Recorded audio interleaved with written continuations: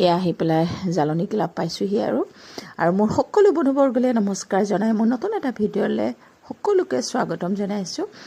এয়া ঘৰৰ পৰিয়ালৰ সৈতে মানে এনেদৰে আহিছোঁ, মানুহজনৰ লগত আহিছোঁ আৰু তেখেতলোকৰ এয়া বিদায় সভা এখনো আছিলে, লগতে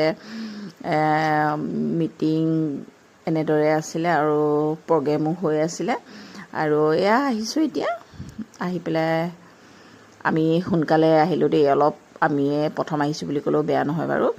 তাৰপিছত এয়া আহি পেলাই নিজৰ আসনত বহিলোঁ, বহি পেলাই এয়া আৰু লাহেকৈ এয়া প্ৰগ্ৰেমো আৰম্ভ হৈছে। Where she has completed her entire higher education. She had pursued her bachelor's degree in applied economics, followed by a postgraduate diploma in digital marketing, and later computer and guidance and the inspiration both of our distinguished guests have shared with all of us over the years.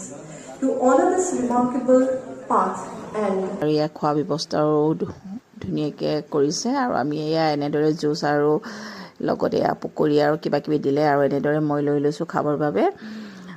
সুন্দৰকৈ গানৰো programme ইফালে আৰম্ভ হৈ গ'ল আৰু ইমান ধুনীয়া ধুনীয়া গান শুনিবলৈ পালোঁ আৰু